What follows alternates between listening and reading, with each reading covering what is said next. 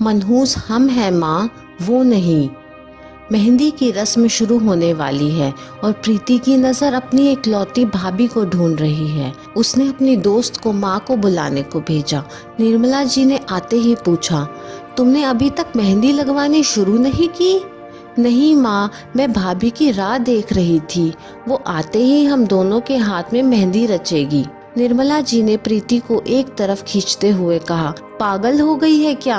मैंने ही उसे 2 दिन तक कमरे से बाहर निकलने को मना किया है। तुम्हारी विदाई के बाद अपने कमरे से बाहर निकलेगी। उसका मनहूस छाया भी तुम पर पड़ना नहीं चाहिए, विधवा जो ठहरी। प्रीति का भाई प्रशांत और भाभी पलक दोनों एक दूसरे को कॉलेज से पहचानते थे और दोनों की नौकरी भी एक ही जगह होने की वजह से दोनों के बीच प्यार हुआ। पर प्रशांत पहले प्रीति की शादी कराना चाहता था क्योंकि वह मध्यम वर्गीय परिवार से ताल्लुक रखता है और उस पर पिताजी का साया भी नहीं है। तो प्रशांत को लगता है कि अगर प्रीति की शादी पहले हो जाए तो वह अपनी शादी साधारण तरीके से मंदिर में जाकर कर लेगा। पलक ने प्रशांत का साथ निभाने का वादा किया था तो वो प्रशांत के हर फैसले से खुश थी। प्रशांत को 15 दिन से बुखार आ रहा था और उसका शरीर भी जल रहा था। रिपोर्ट करवाने पर पता चला कि उसको ब्लड कैंसर है और वो चंद दिनों का मेहमान है।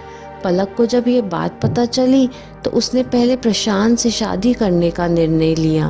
प्रशांत और बाकी के घर के सदस्यों के मना करने के बावजूद भी पलक ने प्रशांत से शादी करने का निर्णय बदला नहीं और साधारण तरीके से प्रशांत जैसे चाहता था वैसे ही पलक ने प्रशांत से शादी की। शादी के बाद पलक ने अपना सब कुछ दाव पर लगाकर प्रशांत को बचाने की कोशिश की, पर उसकी कोशिश नाकाम रही और प्रशांत 10 दिन बाद पलक को अलविदा कह गया।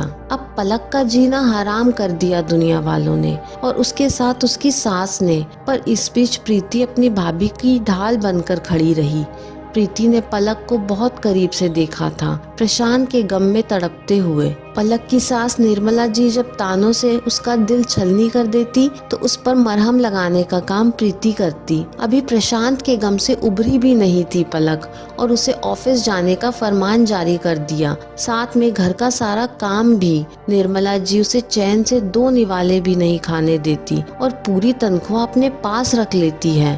पर अपने प्यार प्रशांत की माँ को वो कुछ नहीं बोलती है क्योंकि वे प्यार करती है प्रशांत को और उससे जुड़ी हुई हर चीज को, जिसमें निर्मला जी भी शामिल हैं। पलक नहीं चाहती है कि वह कुछ ऐसा करे कि जिसे प्रशांत की आत्मा को दुख पहुंचे, इसलिए वह चुपचाप निर्मला जी को सहती जा रही है और आज भी वही कारण है और वो कमरे में बंद हो गई थी। प्रीति अपनी मेहंदी की रस्म में पलक का इंतजार कर रही है और निर्मला जी ने जब बताया कि पलक को मैंने आने से मना किया है, इतना सुनते ही प्रीति को अपनी माँ पर गुस्सा आ गया और वो जोर से चिल्लाई, फिर माँ आप और बुआ जी को भी कमरे में बंद रहना चाहिए। और माँ, आप एक बात भूल गई हैं शायद, भाभी को भी मालूम था कि भैया को कैंसर है और वो चंद दिनों के मेहमान हैं, फिर भी अपने प्यार की खातिर सबके मना करने के बावजूद भी भैया से शादी की। मनहूस वो नहीं, हम हैं। और एक बात और बता दूं, मैंने भैया से वादा किया है कि मैं उनके सुख दुख में बराबर भागीदार रहूंगी और मेरी शादी की हर रस्म में वे भैया बनकर निभाएंगी।